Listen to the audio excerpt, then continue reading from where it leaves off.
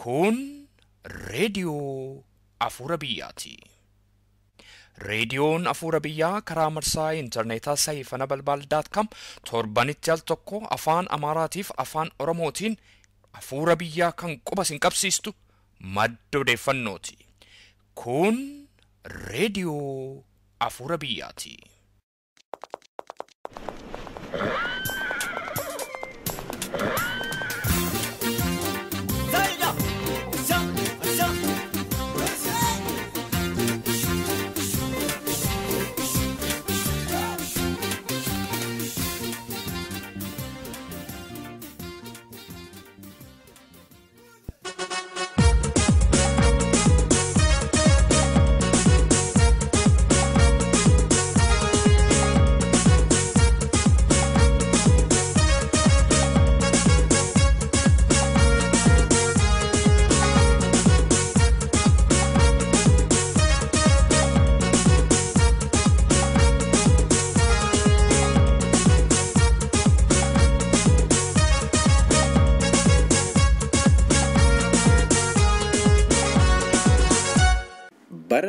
Sirni koloneeffataa Abisiiniyaa Oromoo cabsee eegale Oromoon mirga biyya aadaa fi eenyummaa isaa deeffachuuf bifa adda addaatiin qabsoo gochuurraa of qusatee hin beeku. Bifa adda addaatiin qabsoo geggeeffaman keessaa sossohiinsi arfan qalloo seenaa calaqqisaa inni galmeesse bakka guddaa qabatee dhalootaaf mul'ata. Raadiyoon Afuura Biyyaa bara 50ffaa sosso'iinsa arfan qalloo sababeeffachuudhaan qophii addaa qabattee dhihaatteetti. Bara mooticha Haayile Sillaasee bara afaan Oromoo dubbachuun orkaa ture dargaggooti arfan qalloof baandiin urjii bakkalchaa afaan Oromoon weeddisu afaan Oromoon weellisu. Raadiyoon Afuura Biyyaa sirna kabajaa sosso'iinsa arfan qalloo ilaalchisuudhaan durataa koree qindeessituu ayyaana kanaa akka ta'an Obbo Badrii Abdoo wallisaa arfan qalloo angafa ka ta'e Dr. Ali Birraa akkasumas durataa fi hoogganaa arfan qalloo Obbo Ismaa'eel Muhammad Adam waliin gaaffiif deebii adeemsifne isin dhageessifna. Osoo gara sagantaa keenyaatti hin seeniin garuu sirba Obbo Yoonis Abdullaahi isin afeerra. Namoota seenaa Obbo Yoonis Abdullaahi hin beekneef Yoonis Abdullaahi Oromoo bara 60moota keessa biyya Somaalee Mogadishoo deemanii sagantaa raadiyoo afaan Oromootiin qopheessuudhaan gara biyyaatti tamsaasaa turan keessa isaan tokko. Sirbi isin afeerru kunillee sirba ganna 40 dura sirbame ta'uun isaa gabaafameera. Hundaafuu weelluu Obbo Yoonis Abdullaahi waliin gara sagantaa keenyaatti.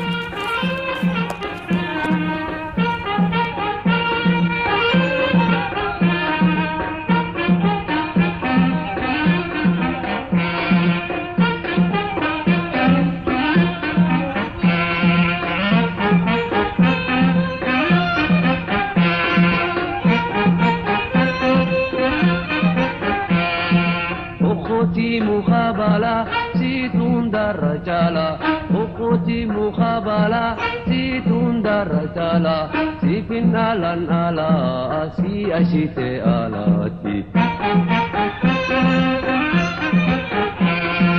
Ukhti mukhabala situn darajala Ukhti mukhabala situn darajala sifinalan ala si ashite alati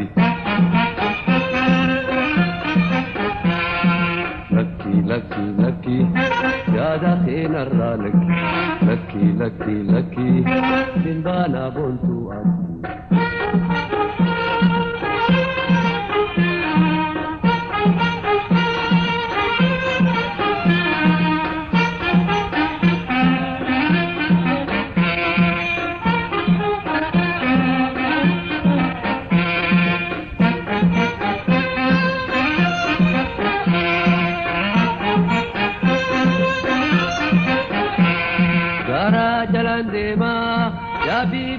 Bahi, Gara jalan dema, Yabi tuna bahi, Ikin lady dema, Bare duna nahi ati.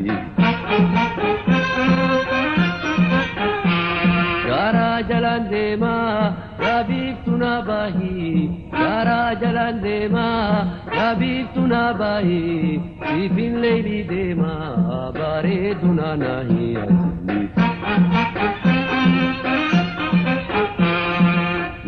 lucky lucky ya dakhil arranak lucky sinbana buntu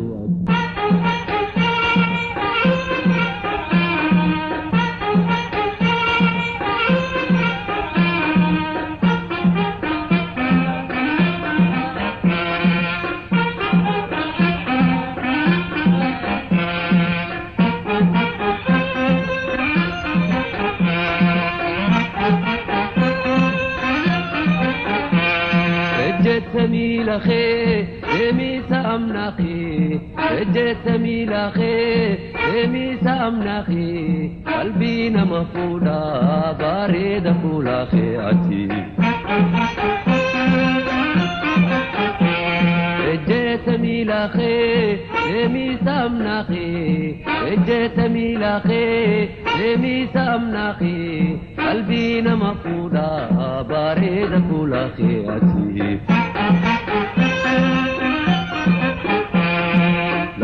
lucky ya dakhil arralak lucky simbana buntu lucky ya dakhil arralak Obbo Badri Abdul Ahmed Durata Akure Kindistu Ayano Gashan Tamafar Fankallo Belam Radio Afurabia Egetaninu Dihachu Kesanif Makad Kefatota Kenyan Gudda Galatoman Ninjera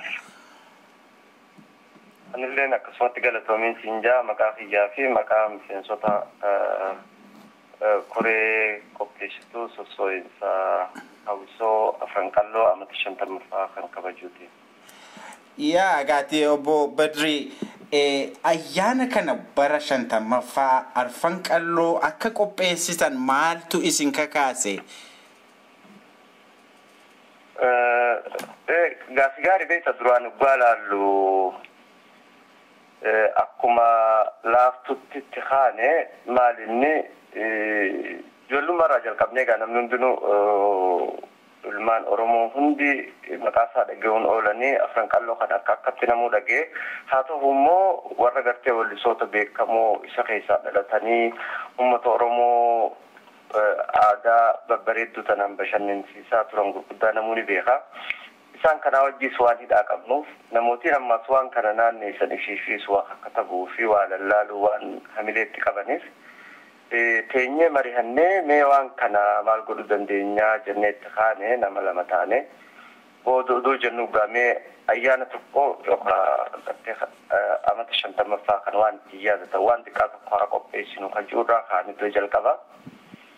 Oduu namoota marihannu wanti kun guddachaa deemee namoota gaafa san turan warra hawwisoota na keessa turan toora nama 86 maqaa isaaniitii fi hawwisoo 6 isaan keessa turan galmeessine achii gaasanirraa kaaneeti wanti kun uummata oromoo ka amma gartee haala durirra wayyaarrallee jiraatu ammallee hacuuccaa jala jiru kana seenaa isaa keessatti karaa inni deemaa dhufe jireenya isaa keessatti bakka takka akkuma gartee dhahaadhaan keemanaan jaaranii tokko wanti kun aadaa oromoo guddisuu keessatti iddoo takka qaba sosseensa oromoo keessatti bakka takka qaba waan jirurraa kaane wayyeessinee bareechinee oromoo hunda hafuura dhageessifnee uummanni oromoo waan kana gartee beekuus akka qaceellotti hubatu kan beekne immoo waan kana beekee gartee gara fuulduratti akka guddifannu seenaa keenya keessatti akka nu galmaa waan jirurraa takaane jechuudha. Seenaa arfan qalloo yaadachuun qooda isaan aadaaf aartii oromoo keessatti qaban amma kaasanii haasa'uun dhaloota haaraa amma jiruuf faayidaan isaa maali jetta? Gaariidha. Taduraa maali dhiibbaa guddaatu ture aadaa irratti amma ijoollummaa koo naannoo nan dhaladhe naannoo baha oromiyaa magaalaa Dadar jedhamti. Achirraa bahee bu'uurri warra keenyaa baadiyyaa naannoo san jiru hoggaan dhaquu naannoo manaatti yookaan naannoo gartee aruuznitti ta'u yookaan akka cidhatti ta'utti sirbootiin adda addaa kan dardaraa fi dubrii walitti bu'an faan dorka ture bakka manguddoon jirtutti jechuudha. Inni kun waltajjii irra bahee yeroo jalqabaatiif afaan Oromootiin meeshaa ammayyaa kasan dura gartee namni afaan keenyaan ittiin hin wallisin qabatee as bahuun jijjiirama guddaadha fide. Maaliif? Dur akka dhageenyetti akka obboleeyyan keenya hangafootiin nu himanittis wallisoonni kun irra guddaan isaanii afaan alagaa kan Oromiyaa keessa afaan Oromiyaa keessatti haasawaman kan ilmaan Oromiyaa haasawan jechuudha.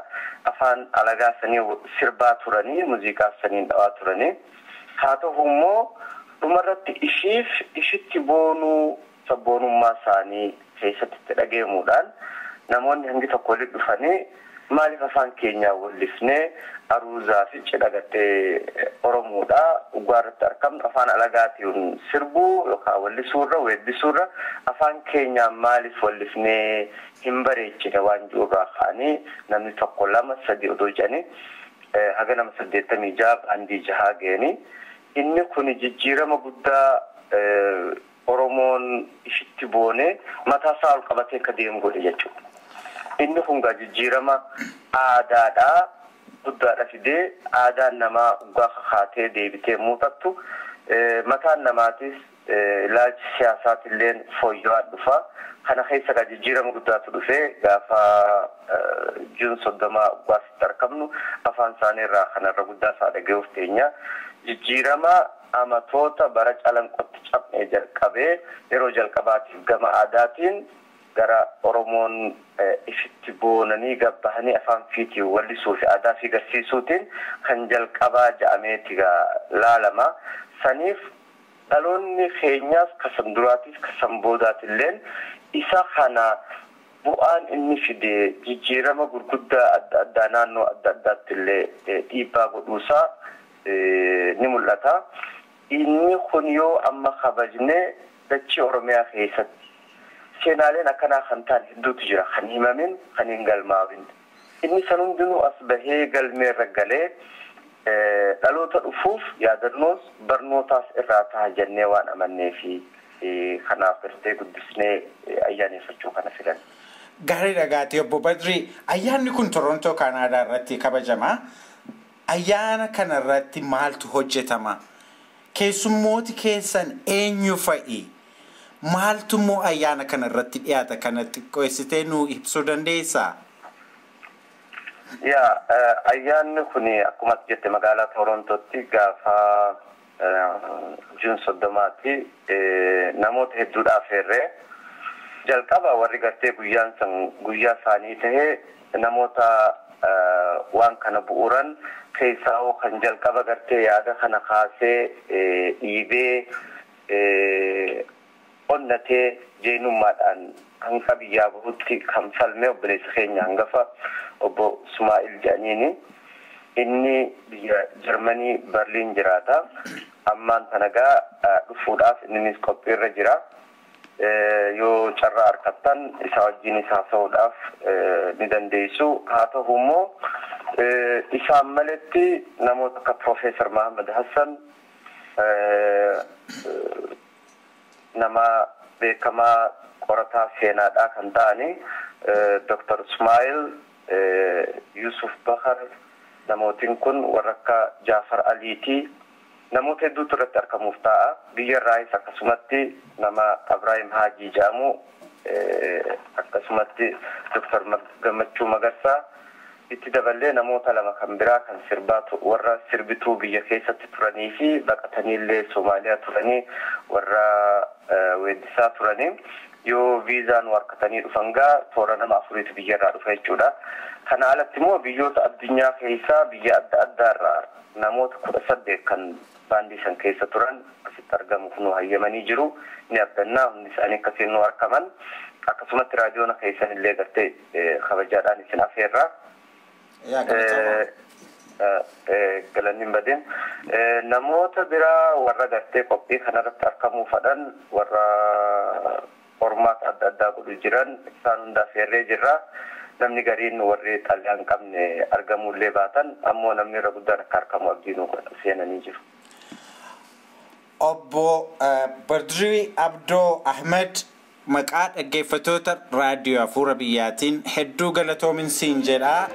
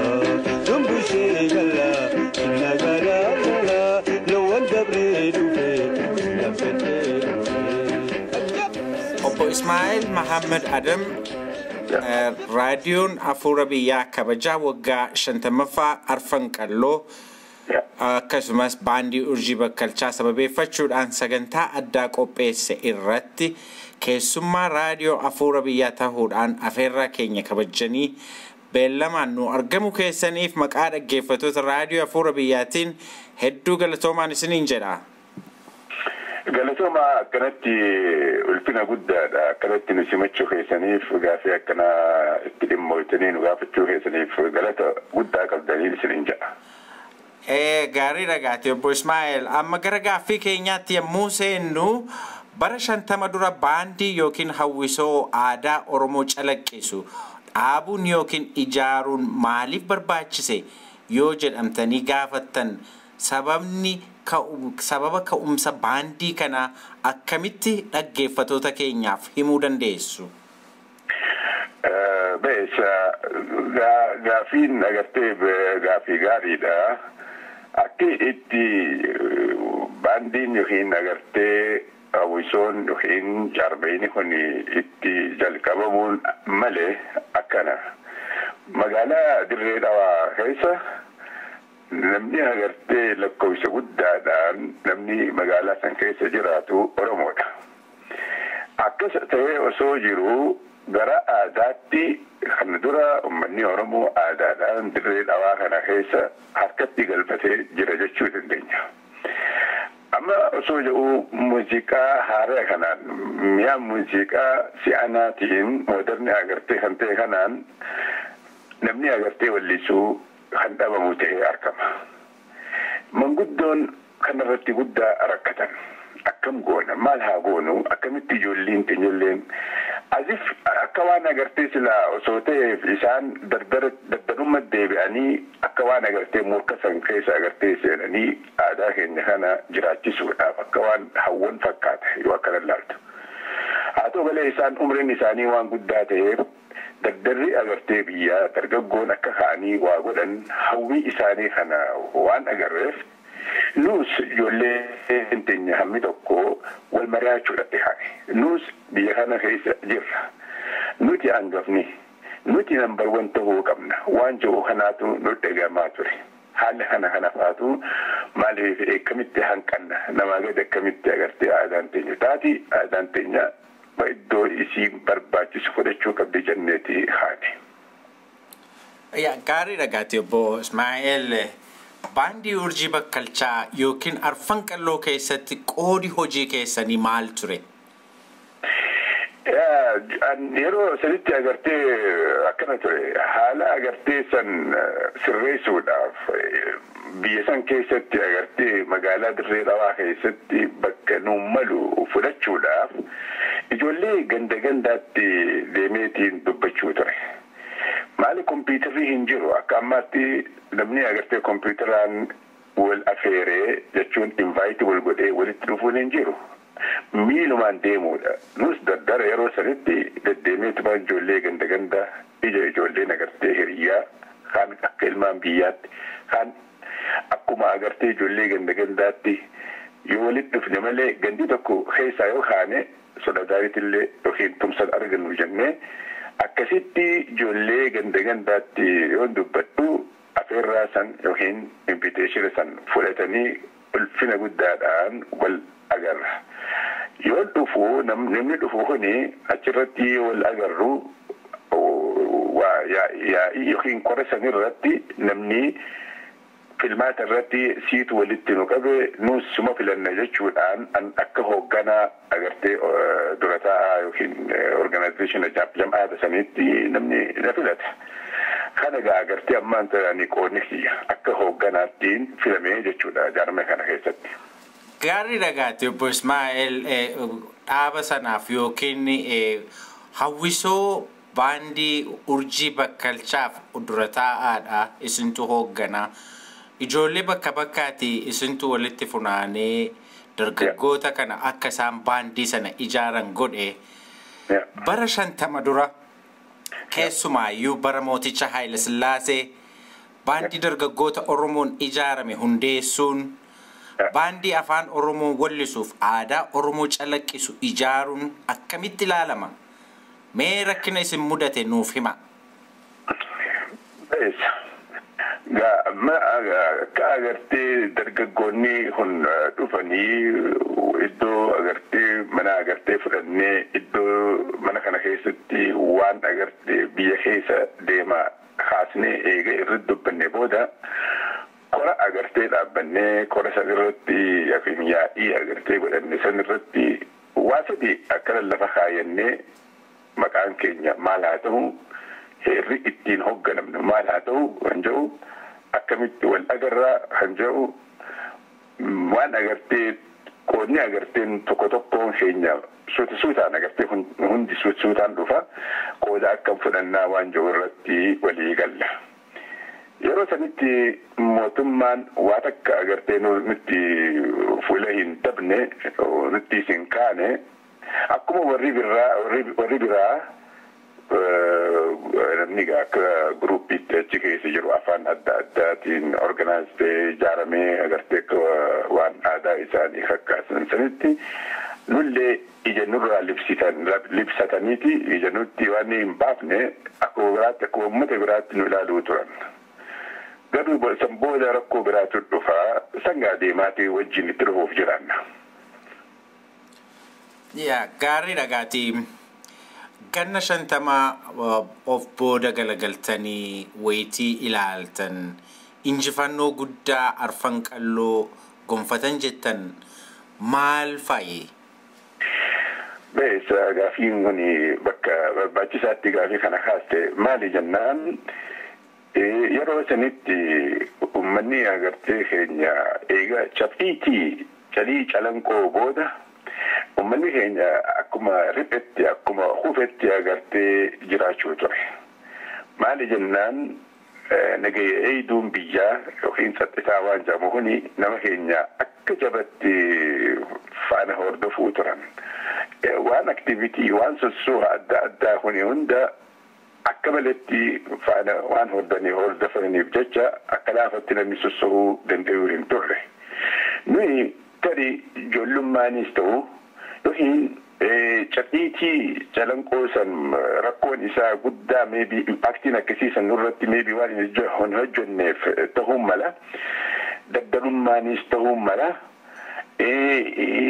hinaaffaanis ta'uu mala hadooddiin onnachuun nuus agartee biyya keenya keessatti iddoo takka fudhachuun nurra jira waan jedhu kanarraa kan yaanne nu waan tokko waan nuti dhufaallee waa takka hin yaanne akkasitti yookaanu mootummaan hamma duraasan ija isaanii gara keenya kana nurratti waan fookasii hin goone jechuudha. Kun egaa waan fide maali yoo jette ka'iinsa keenya kuni nama kana akka agartee waan waa guddaan tokko dhoohee tokkotti akka waan revolutionii tokko akka waan hambuluqni tokko argametti ummanni yeroo dhagayan afaan keenyaan muuziqaa amma si'anaa kanaan namni gammachuu keessa kan akka bakka maraatu geeffaatu ture. Namni agartee gammachuu keessa bakka silaa gammadu kan booyu faadha agarre. Namni kan dhaabbataan harka isaa dhadha'u kan ijji duraa dhimte faadha agarre. Haala ajaa'ibaatti arguu turre.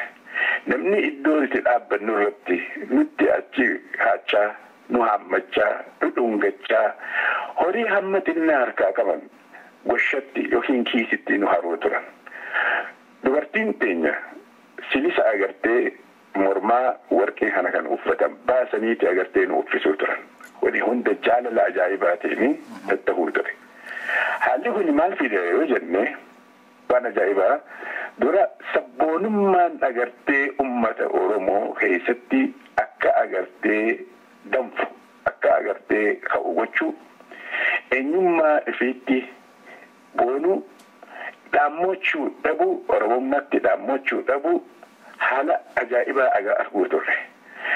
Keessa keenya booda jaarmenyi Oromoo tokko tokkoon akkuma hangudaayini biqilutti iddoo hundatti jaarmenyi adda addaa maqaa adda addaatiin kan agartee ammallee jaarmaa lafa jala agartee kan politikaadhaaf agartee waraanaaf wayiif kan ka'eeffaatu ture kan agartee kitaaba kana keessatti anis barreesseetiin jira.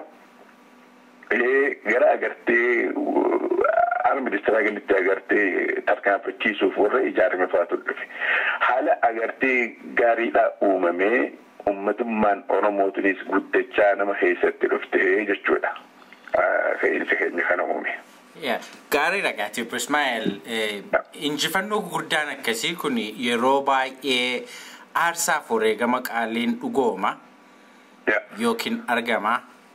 Mee aarsaa seenaan yaadatu guddaa yookiin xiqqaasa ta'u jettan jiraate yookiin dhaggeeffattoota keenyaaf himuu dandeessu? Dhugaadha gaafa agartee nuti ijaaramnu manguddoon Oromoo jaarmaya adda addaa qabaachuu turan magaalaa Dirree Dhawaa keessatti. Kana agartee manguddoon keessa keenya arganii jaarmaya adda addaatirraa walitti dhufaniiti manguddoo afran qalloo jedhanii ijaaraman. Manguddoo afran qalloo kana keessa manni agartee namni guddisee itti wal arguu ture mana Ismaa'il Galmooti. Duuba isaan mi'a muuziqaa keenyaas mana isaanii kana taa'uu ture. Mootummaan yoo mara agartee eega nuti muuziqaadhaa fi tiyaatira agartee ga'ataadhaan akkaataa itti biyya bulchan amarree agartee waan agarsiisneef jecha inni kuni kan nu cabsu ta'ee argama. Tiyaatira kanaan dura kan nuti agarsiisne tiyaatira agartee baadiyyaa fi magaalaa jidduutti rakkoon agartee xixinnoon argamte san balleessuudhaaf jennee akka namni baadiyyaa yeroo magaalaa dhufu warri magaalaa yookiin warri agartee magaalaa dirree dhawaa keessa jiraatu akka hin tuffanne akka gaappiin jidduutti hin guddanne akka hundeen teenya baadiyyaarraa mootummaan keenyaa akka dhufne agarsiisuuf namooti garii kan agartee warra baadiyyaatti akka maletti fuula hin tolle faatu ture isa san balleessuudhaaf tiyaatira gaggarsiisuu turre. Sambira hunnee waan uummanni keenya tiyaatira irraa gammade agarreef jecha akkamitti mootummaan kun uummata keenya bulcha akkamitti uummata keenya guna yookiin gobboo jedhee yookiin akka malee agartee akkaataa itti nama keenya itti bulchan san refleksii uummata keenya kana agarsiisnee gubaala yookiin tiyaatira ga'ataa taheen sarkaastik ta'e kana itti agarsiisnee nama itti kofalchiisnee akka namni keenya haala namni keenya itti argu gochuu turre. Kuni dubbii guddaadha fite. Kana biratti ammoo yoo nuti yeroo hunda isteeji irratti baanu ejjennoo irratti ijoollee afran qalloo dardara maantanaa ka'aa hirriibarraa jechuu turre. Isa kana nurraa nu uguran akka hin wallisne nuun jaan tiyaatiraas lammata akka hin agarsiisne nuun jaan municipality keessatti saalii jira hoolii jira kan nuuf kennuu turan nu dhowwatan achirraa nu jalqaban jechuudha. Achirraa manguddoo teenyallee guddaa rakkisaa hidhaa baasaa meeqa horii irraa nyaatan. Gaafa mootummaan kun mootummaan Haile Sillaasee kufu warra agartee manguddoo teenya tahan nama akka isaaniitu isin jaare waan jedhurraa kan ka'e nama akka manguddoo afran qalloo Ismaa'il Galmoo, Mahamad Ibrahim Wadaay, Ali Gorbee, ammallee miseensa keenya tokko Ismaa'il Abdurrahmaan beekaatuma beektaa akkuma waan ni fakkeessuudhaaf ammallee Aziz agartee waan biraa balleessan fakkeessuudhaaf Abdulaziz Korrobbee Limaay ammallee Ismaa'il Abdurrahmaan miseensa keenya kan ture. Yaan gidee inni kuni akkasuma wajjin qabanii harka hidhaan jedhanii boolla tokko keessatti egaa xiyyiitiidhaan dhawan booda boolla tokko keessatti awwaalan. Kana haarsaan guddaan agartee uummata biyyaa gaddisee ibin bakkeetti awwaalanillee. Jarri kun obbo Ismaa'il maanguddoo biyyaati moo miseensa hawwisooti? No miseensa sun ta'e manguddoo afran qallooti. Miseensi afran qalloo gurbaa amma sitti hime Ismaa'il Abdurrahmaan inni miseensa keenya. Warri kaan manguddoo afran qallooti akkasumatti isaan kun ilaali kan hime Abdusalaam Haaji Musaa, Ismaa'il Galmoo, Mahamad Ibrahim Wadaay, Abdulaziz Korrobbee Limaay, Ahmad Sheekhaa, Ismaa'il Abdurrahmaan. Ismaa'il Abdurrahmaan inni membara miseensa ijoollee urjii bakkalchaati ijoollee afran qallooti. Isaan kana hunda beekaatuma agartee akka waan nama balleessee godhaniituma fuudhanii ajjeesanii iddoo takkatti awwaalan. Isanillee himuu diigan. Kana fide agartee aarsaa. Gaarii ragaati. Kun aarsaa cimaadha. Wareegama qaaliidha. Egaatee wareegama qaalii kana hundaatu kaffalamee afran qalloo bara 50ffaasaa barana kabajachaa jira. Atis kitaaba barreessaa jirta. Kitaabi kuni barreeffami seenaadhuma kanaa waliin waan wal ilaalu qopheessaa akka jirtu dhageenya. Mee qabiyyee kitaaba keetii yookiin barreeffama kana dhageeffattoota keenyaaf himuu dandeessaa? Waan ifin agartee kitaaba maaliif wanni yoo mara yoo ati ilaalte namni keenya afaanumaan seenaa waliif dabarsa.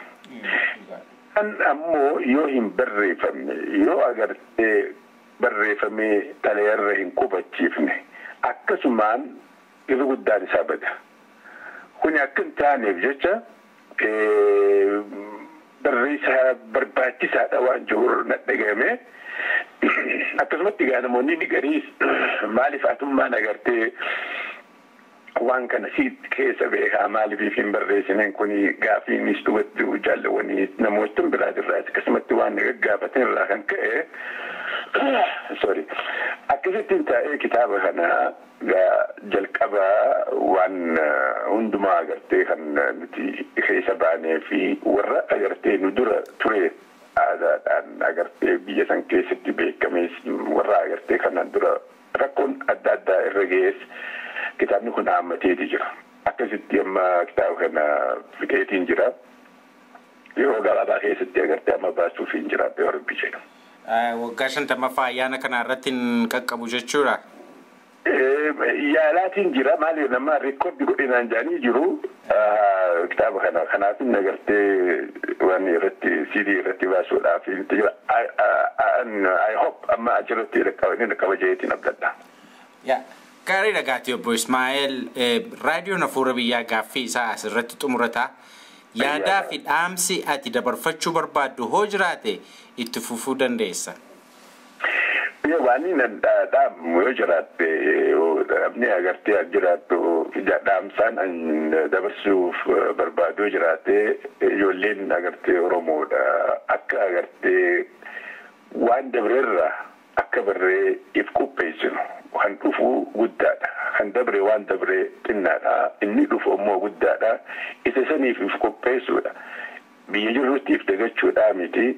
Ijaarmee tokko agartee kutaadhaan yookiin gosaan yookiin amantiidhaan wal fageessuu osoo hin ta'in akka ilmaan Oromootti gaaddisa tokko jalatti liidarshippii duree tokko hordofaa akka ummata tokkotti agartee wal jaalachaa deemuudha malee kutaadhaa fi gosaan amantiidhaa fi waan hin taaneen akka gargariin wal hin baafne akka agartee walitti siinu akka wal jaalannu akka ulfina waliif kenninu guddaa keenya akka kabajnu kana agartee akka hordofnuun agartee ijoollee keenyarraa abdadha.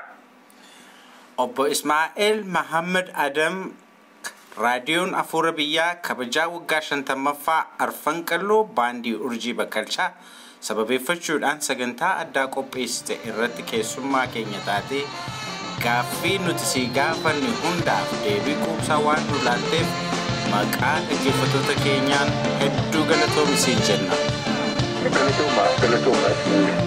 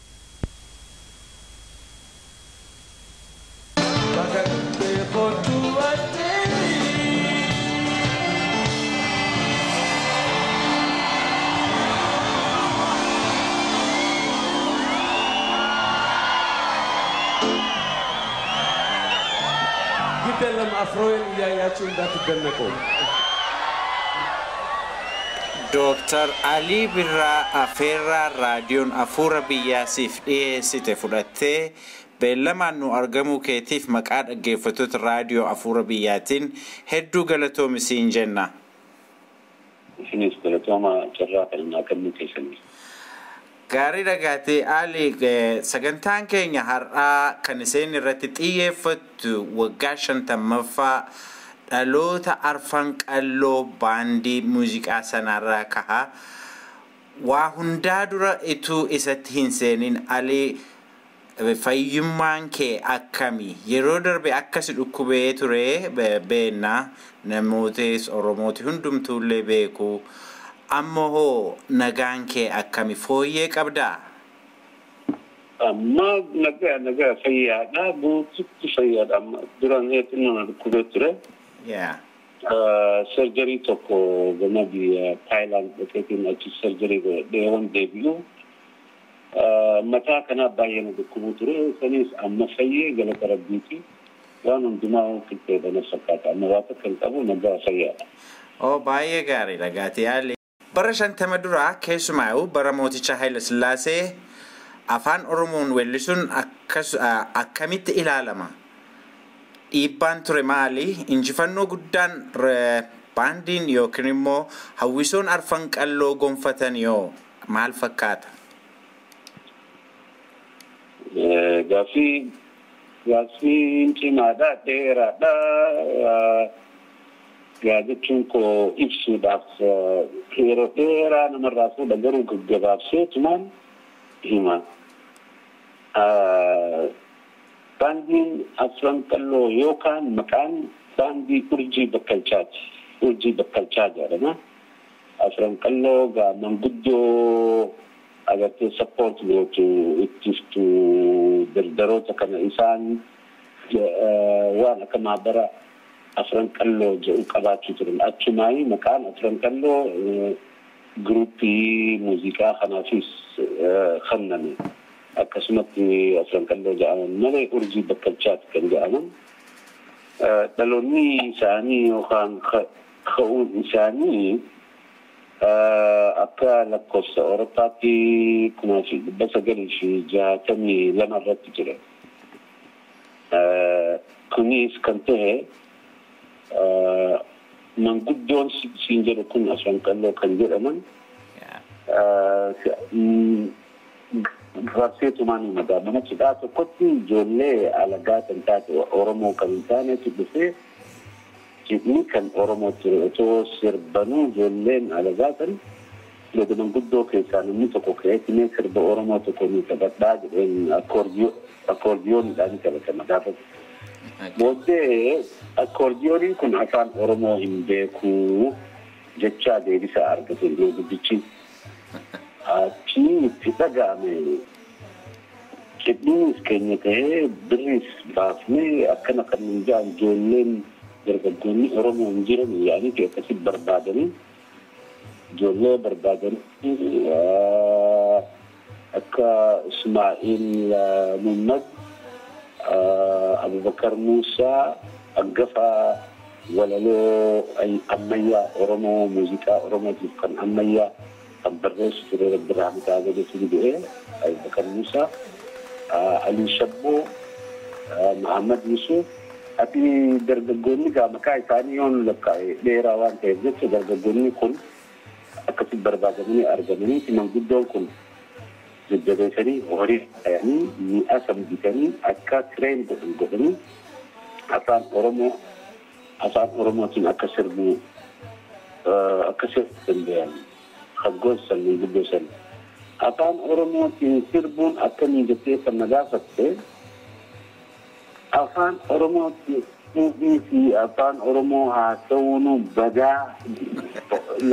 badaati deemaa ture. Afaan ambaa afaan biraatiitu dirreedhaa kalqeessa dubbatamaa ture. Afaan Oromoo akka waan xiqqaatti ilaalamee tuffatamaa ta'ee wannoo jijjichaa ture. Ijoolleen tun yoggaa walitti qabamanii tireening godhanii muuziqaa afaan Oromoo kan reediyoo cabsaa fi naarra jedhan sana tara soba ta'uu isaa mirkaneessan yoggaa muuziqaa afaan Oromootiin sirbuu jalqaban miidhagina isaa waan hundumaa uummanni hubatee digirii 180 as garagalee uummanni dardarrinii fi digrinii fi hundinuu kan duraan sirboota hambaa sirbaa turan gara sirba ofii as garagalanii akka waanuma revolushina agartee revolushina guddaa tokko jechuu dandeessa. Akkasitti gaa 82 jalqabanii akkasitti odoo oofanii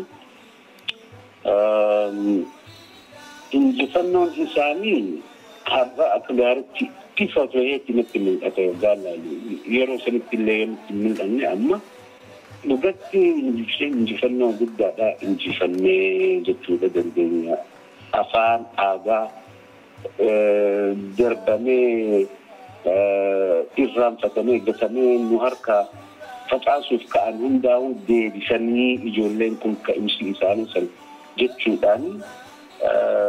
jechuudhaan ibsuu dandayaa jechuukooti arra. Itti fufee. Akkasii ijoolleen gaa dhiibbaa waggaana gaafattu dhiibbaa kana hin jenne gamana harree sillaase dhiibbaa guddaadhaatu ture afaan kun akkan haasawamne akkan dubbatamnee irratti duulamaa ture sinumaa muuziqaan jalqabnaan mooraala ummataatu kakaasaa dhufe kun immoo badii keenya jechuudhaan na fakkaataa sirni harree sillaasee fi kanneen irratti duulanii manguddoo isa sodaachisan inni hidhan ijoolleessa dhiibbaan guddaan kan inni himuu danda'e waggaadha waan hundumaa godhanii dadhaban. Mi'a muuziqaa haaraa akkan bitamee bakka argitee galma nuti ittiin tireening itti goonu sanitti taa'u. Mootummaan dhufteeti balbala sibiilaa balballi mukaa miti sibiilaan kan hojjetan. Sibiila san cabsanii seenanii meeshaa muuziqaa san daakanii manguddoodhaas waamanii waan kana akka of qusattan akka dhaabbattan ijoolleen tun waan godhaa jirtu sirriidhaa dididee jedhanii irratti sosodaachisanii manguddoo ijoolleedhaas ni gidduu seenanii ijoollee bakka lamatti akka qoodamnu nu godhani. Bakka lamatti qoodamnee akkasumatti laaffatee nuti biyyaa baane takka wannoon argitee qaanqeen kaatisan guddachaa dhufte nuti hoo biyyaa baanu hoo afran kalloon urjii bakkalchaa hoo dhabamu dhalootatti aanitu jalaatti ka'e. Akkasumatti ka'ee deemee daangaa agartuu hanga irraa dagaagina afaan keenyaa aadaa keenyaa hundaa'uu kan ta'e ijoollee afran kalloo kana waan ta'aniif jecha dhugatti galanni isaanii guddaadha. Bakka hundattuu silaa waan seenaa waan ta'eef jecha biyyattiis alattiis silaa akka gaariitti namni hubatee ayyaana shantammaffaa kana akkuma mootittiin agartee Elizabeth Diamond Jubilee ittiin ayyaanessatti sanitti silaa ayyaana Jubilee warqee kan afaan Oromootiin muuziqaa ammayyaatiin kan sirbame jedhanii silaa eegamu irra jira. Bakka hundaa'u namni yoo dhaga'ee silaa kabajaa kana waliin hirmaannee waan baay'ee gaarii kanatti fakkaata. Gaariidha Ali. Seenaan keessa gaati seenaan inni guddaan arfan qalloo yookiinis immoo baandii urjii bakkalchaa sanarraa eegala. Akkamiin gara sanatti akka seente nutti himteetta. Mee sirbattii maqaa siif taate sana birraa isee jettu amma ni yaadatta? Akka gaariitti ni yaadatta. Akkuma mee walaloo see mee mata duree yookiin walaloodhuma see illee nutti himuu dandeessaa? Birraa dhaabbaree jirinniin urgoofte yookaan abaaboon urgoofte. Dili maaliin qabaa rabbii kiyya gooyte anumaa fi ati akkaan wal jaalanna. Irriibattiis yogguu wal bira dhaabbanna. Baay'ee gaarii. Kanatu maqaa siif ta'ee jechuudha. Akkas achumaan maqaa Alii Birraa naan jedhan birraa waan hin sirbe. Gaariidha mee gara gaaffiif deebii ati televizyiinii tokko wajjin gootee irratti deebinaa. Gaaffii kana irratti muuziqaa kee hedduu jaallatamoo turanii oriijinaalitii isaanii eegdee acoustically record gootee dhaloota haaraa fi dabarsuudhaaf waadaa seenuu kenna yaadadha. Hojiin kun fiixaan sii bahee moo ammallee ittuma jirtaa isa jedhudha gaaffiin kun inni tokko. Nitti aanu moo waluma kan fakkaatu jechuudha. Osoo muuziqaan hin jirtu ta'ee addunyaan hin naannoftu jettaa. Sirbi yeroo ati yeroo dhumaaf hojjettee ritaayir gochuu barbaadullee muuziquma faarfattee wallisuudhaaf ta'uu isaa dubbatteetta. Waan ati saganteeffatte kun marti xumurame moo sichi kan jedhudha gaaffiin koo gaati.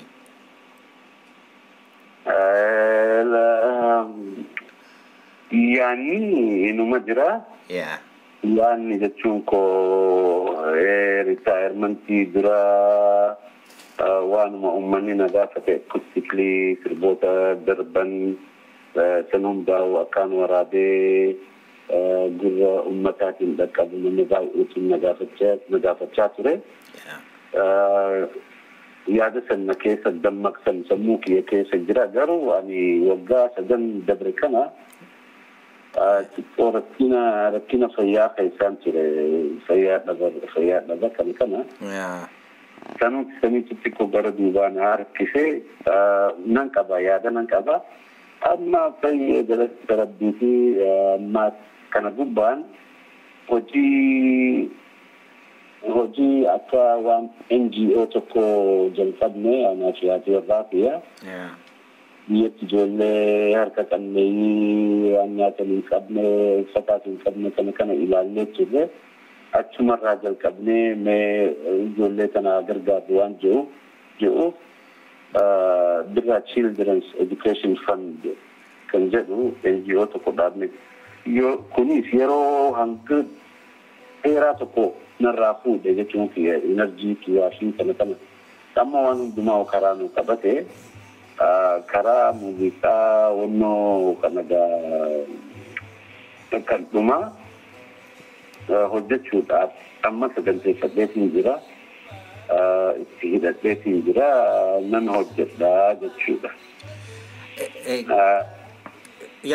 Itti fufi yaale. Dhumne waggaan gaafatteetiin jee amma itti ka'uu kooti. Ani waggaa 50 fi amma afran qalloo yookaan hojii bakkalchaa kan bu'urame waggaa 50 amma kunooti 2012 ani 2013 hojii bakkalchaa waliin walitti ida'ameeti waggaa 50 akka dhuunfaa kiyyatti bara heegireetiin wannoo godha celebrate godha ayyaaneffadha.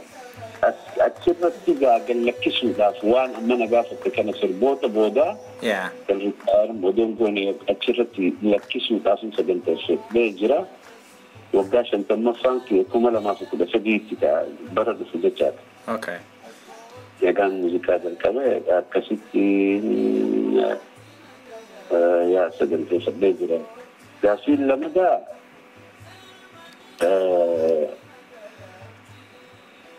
Gaafiin lamadaa maal ture dhiifame? Osoo muuziqaan hin jiraanne addunyaan hin sossootu jettaa jedhee egaa. Dhugaadha kuni matii keessa guyyaa tokko dhufeetiin oduma kana haasofni waggaan muuziqaa kana dinqifadhu. Muuziqaa dinqifachuudharraa isa jira muuziqaan hin jiraanne dhugaa osoo muuziqaan hin jiraanne lafti naannooftu kan hin jiru. Taa'ee hoon yaadu. Isatti muuziqaan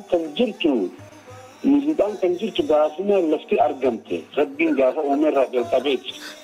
Yoo muuziqaa ammaa kana kan haadaa fi haada rukutanii yookaan turumbaa afuufanii kana illee hin taane sagalee kan biraa naannaa dachii kun hundumtuu kan jiru muuziqaan jireenya wajjin kan agartee argamu. Inni muuziqaan kun silaa hin jiranne waatu hanqataa yoo waa hanqate benziina malee makiinaan hin deemu silaa laftiin hin naannoftu benziina addunyaatti. Gaariidha gaati. Maa inni gaaffiin koo amma gaaffima kana keessaa ituu hin bahini.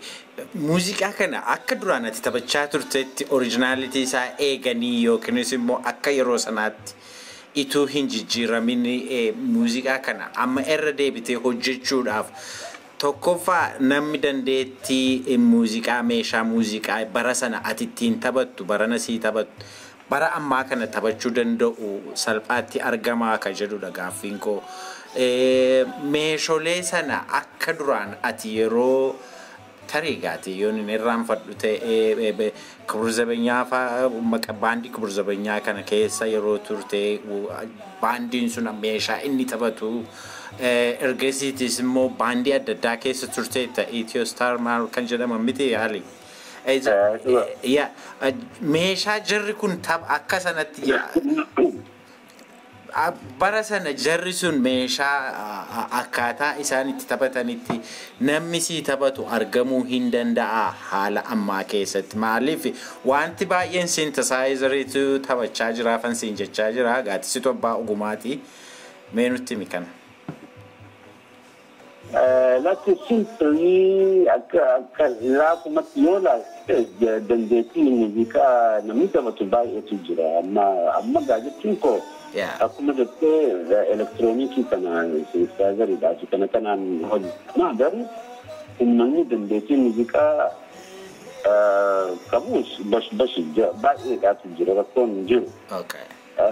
Ammoo baasii jira miti expensive hir'isuudhaafi musicianonni amma wannoo irratti hirkatan wannoo kana insagar kan arrat waan ila namni kudan hojjetu manti tokko hojjetama kanaaf muuziqaan wal fakkaate amma jabo wal fakkaate ammoo akka biraatiin meeshaaleen ittiin taphatan rakkinaan qabu warri taphatus jiraatu jiru. Gaariidha. Meegaati amma gaaffii keenya gara arfan qalloo yookiin baandii urjii bakkalchaa sanatti haa deebisnu. Arfan qalloo ergi hundeeffame yookiin urjii bakkalchaa ergi hundeeffame bara 50 ta'eera. Ali Birraa bara 50 darban kana muuziqaan jiruuf jireenya isaa ta'ee as gaheera. Ali Birraa bara 50 darban kana akkamitti ilaala? Guddinni aadaa fi aartii Oromoo sadarkaa maaliirra jira waggaa 50 booddee har'a? Akan ilaalu dhugaadha guddin di bakkalchaa akkuma waliin jenne paayoniira akka jedhan faranjoonni isaa muuziqaa ammayyaa kan of danda'e ijoolleen Oromoo taatee afaan Oromootiin kan sirban warra bu'uureesse waan ta'eef jecha jarri sun hedduu galatooman achirraa as karaan dheeraadha ture. Karaan dheeraadha dagaleedha karaan korokonsiidha karaan baay'ee waan baay'ee namatti tolle keessa darbee gabaabumatti yoo inni egaa waan baay'ee olii gad oloo fi gad hundumaa keessa darbee arra bakka jirru kan dhaqqabe arra muuziqaan Oromoo eessa jiraa jennee waggaa laallu kun injifannoo guddaadha afaan Oromootii fi muuziqaa Oromootii jechuun danda'a. Ijoollee dandeettii dhimma qabdisaadhaatiin mul'ate artistoota amma biyya keessa alaanis ijoolleen tattaaffii inuma godhuuf biyya alaa keessa kan jiraniif irra guddaan biyya keessa yoo argite amma yoo dhageesse artistoota ciccimootu bahee afaanis bakka inni ittiin malu dhaqqabuudhaaf Oma hedduu naasnu bakka isaa argatee jechuu kooti kabajaa isaa argatee bakka isaa argatee dargaggoonni dubartoonni namootu awareness jiraamatu kan eenyummaa ofiitii fi agartee kabajaa isa barbaachisu hundaa hubatee namni soo kuni wanni nu barsiisu aartiin Oromoo qabsoo guddaa godheeti bakka arraan kana jiru dhaqqabsiise artistoota kana hundanuu burqise yoo deemtee bakka hundattuu artistoota ciccimaadhaatu bahee jira kan sun hedduun itti gammade muuziqaan keenya yaa kana olgaa wanni barbaachisu qorannaa gaarii barbaachise isuma kana kan harkaa qabnu hanguma dandeenyu kana ol warra deemsisu warra baratee qoratee hojjetee mul'isuu danda'uutu dhalata fuulduraaf. Gaariidha Ali gaaffiin koo inni dhumaa fi inni kan dhumaallee miti inni ammans gaafachuuf ka'u kuni wareegamni hin jiraata yeroo baay'ee waan seenaa boonsaan tokko yommuu galmaa'u seenaa keessatti namooti ogummaa isaaniif dabarsanii of kennan namooti wareegama qaalii kaffalan jiraachuu malu. Mee arfan qalloo keessa yookiin baandii urjii bakkalchaa keessa baroota 50 darban kana ogummaa isaaniif osoo hojjechaa jiranii ogummaa isaanii irra osoo jiranii maqaa ogummaa isaanii kanaaf wareegama yookiin hidhaa yookiinis immoo dhiibbaa miidhaan adda addaa namoota irratti fudhatame namoota miseensota baandii urjii bakkalchaa keessa namoota ati yaadattu jira?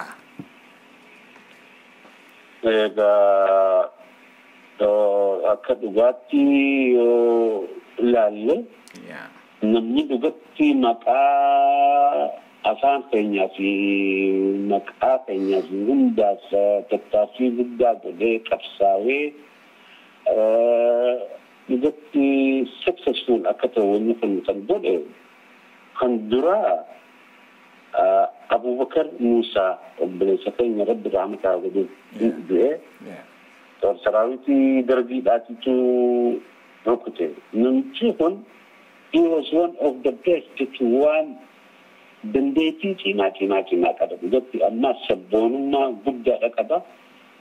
Afaan Oromoo kana guddaadha barreessuu ture sirboota ammayyaa kanaaf wanto isaa jira levelii isaa kaaseeti ol qabeeti xiqqoo yoo walaloolee isaa ilaalle walaloo consistency qabu agartee walitti waan jalqabe san fuudhee deemeeti waliin fixa yookaan lagarraa dubbatee ka'ee urjiin dubbatu yookaan urjii irraa yoo dubbatee mana hin dubbatu yookaan manarraa dubbatu waan walitti hidhaati manarraa yoo haasa'e mana san akka gaariitti ibsaa deema explain godhaatti deemee fiqa xumura wannoo isaa namichi kun obboleessa kun Rabbi rahmataa godhu he was one of the best qabsaawaa guddaa hidhaas waliin turre biyya alaatis gara Jibuutii kana bannee waliin turre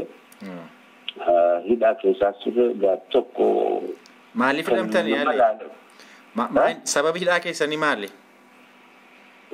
Oromoo keenyaa fi sirbitoota Oromoo ta'anii Jibuutii dhaqneeti sirbinee ijoollee afar wajjin sirbinee waggaa galluu embaasiin jira barreessaniiti ijoollee afar wajjin sirbanii akkasitti harree sillaasee arrabsanii bilaa waan akkasii jedhanii akkasitti nu qabanii nu miidhanii baatii ji'a afurii fi guyyaa 16 moo kana Taklai Gizaat kan jedhan gaafas Taklai Gizaatiin Harar magaalaa Harar ture dukkana halkanii katiinaan naqaniiti laandirooverin mana midhaan nu darban achi jechuun warri hidhamni achi keessa nama 11 ture Jibuutii kan deemne 11 keessa nama afuriitu deebi'ee nama afranuu nu qabanii nu hidhanii nu gallakkisanii ammas lamaga nu qabanii nu hidhanii kan booda qum'isirii nu godhanii qum'isira akka jiredhaa keessaa hin baane ganama sa'aatii 3 akka Itoophiyaa sa'aatii 3 አንደኛ ፖሊስ ጣቢያ ደህንነት ፈረሙ ture atiga namni yaadadhu jechuun ijoolleen biraatu jiran ammoo qabsoo afaanii fi aadaa keenya irratti kan aarsaa guddaa kafalees obboleessa keenya Ali Shabboo kan dagatanii miti hedduu innis hedduu hojjete artistoota biyya keessa jiran hedduu kakaasee ture innis garuu inni ni jira kan sin jedha Abubakar waa guddaa kan inni yaadatu kan lubbuu isaatti illee galeeyaa gaarii dhagaati gara gaaffii koo sadhumaatti yemmuu deebi'u gaaffiin koo inni dhumaa inni yeroo tokko badhaasa muuziqaa siif qophaa'e akka ambaasaaddarri Itoophiyaa siif kennu saganteeffamee soonni waltajjii irra jiru ambaasaaddarra mootummaa uummata koo gabroonfatee hacuucaa jiru harkaatii hin fudhadhu jettee duduun kee ni yaadatama. Kunis yeroo sanatti gaazexaa nuti biyya keessatti maxxansaa turre irratti mata duree fi oduu guddaa bara sanaa ture. Ali Birraas newsmakerii bara sanaa ta'uudhaan ni yaadatama. Yeroo Itoophiyaa dhattee deemte kun rakkoo sittiin uumne gaaffiin koo. Lakki natti uumne maali otoon ani asii hin kaane dura wannoon afeerran kan isaanii waan ta'eef jecha isa san duwwaa otoon taane qabxiilee biraatiis kan wal diddaa kan qabaachuu turre. Mootummaa san wajjin kan hin qabaachuu turre akka nam tokkooti. San hundumaa exempted yookaan akkaan ittiin gaafatamne waadaa naa galanii xalayaa barreessaa jedhanii xalayaa barreessanii xalayaan san akka embassy Canada to Ministry of Foreign Affairs akka dhaytu gaafatte akkasitti xalayaalee naa barreessanii akka waa takkatti gaafatamni kana jechuun waliigalleetiin akkasitti deeme jechuudha. Baay'ee gaariidha Ali. Meegaa dhumarratti ayyaana kanas ilaalchistee haa ta'u waggaa 50ffaa baandii urjii bakkalchaas haa ta'u jireenya muuziqaa keessatti dabarsitees haa ta'u jaalala muuziqaaf qabdus haa ta'u dhaamsa dabarfachuu barbaaddu yoo jiraatee fi amma kan keeti jechuudha. Wanni guddaan kun argitee seenaa keessatti baandii ilmaan Oromootiin qulqulluudhaan walitti qabamee afaan keenyaa fi aadaa keenyaa anaannatanii onnatanii ta'anii yeroo hamtuu dukkana san keessatti wannoo ja'an jiraamatu kattaaffii godhan kana waan akka seenaatti ittiin fudhadha. Seenaa Oromooti wanna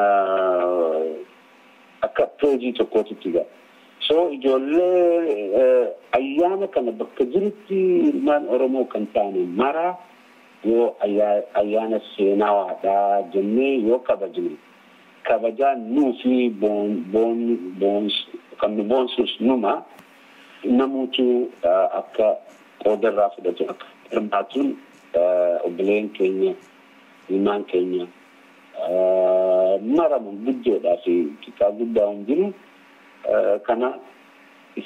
Kanaan gaafadha jechuun akka itti hirmaatan akka jajjabeessan marraa jalqaba seenaan akkasumatti deema kan boodarratti kan politikaatis kan muuziqaatis kan aartii walii jalaatis kanumatti deemuu danda'a. Bakka jirru mara harka wal qabannee haa jajjabeessinu aartistoota durattiitis kan ammaatiis kan jiranis hundumaa'u afaan keenyaa fi eenyummaan keenyaa fi hundinuu kan mul'achuu danda'u aartiidhaan. Aartiin meeshaa guddaadha. Gaariidha gaatee Dr. Alii Birraa afeerraa raadiyoon Afuura Biyyaasiif dhiyeessite fudhattee gaaffilee keenya hundaaf deebii gahaa waan nu laatteef maqaa dhaggeeffattoota raadiyoo Afuura Biyyaatiin hedduu galatoomi jedha. Galatoomaa galatooma.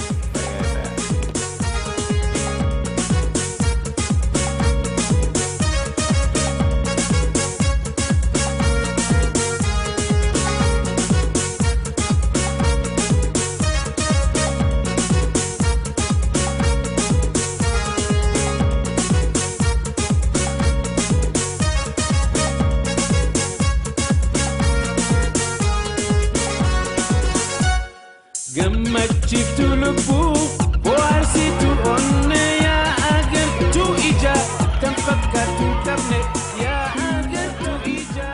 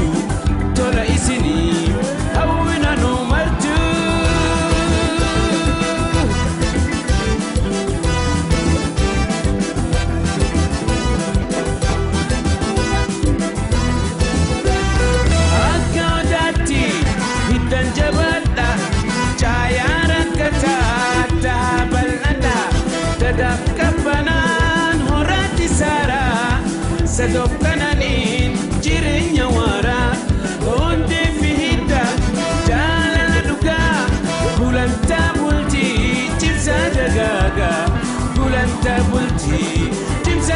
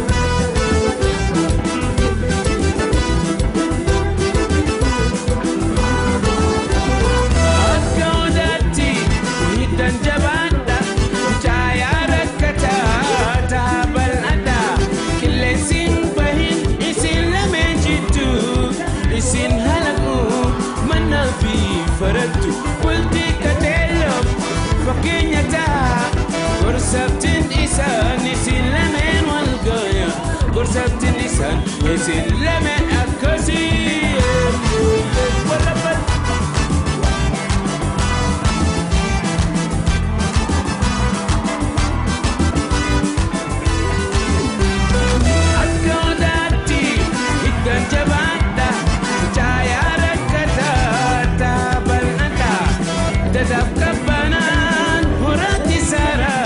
Setoktanani jirinya wara honde fita jana duka gulanta bulti chipsa daga gulanta bulti chipsa daga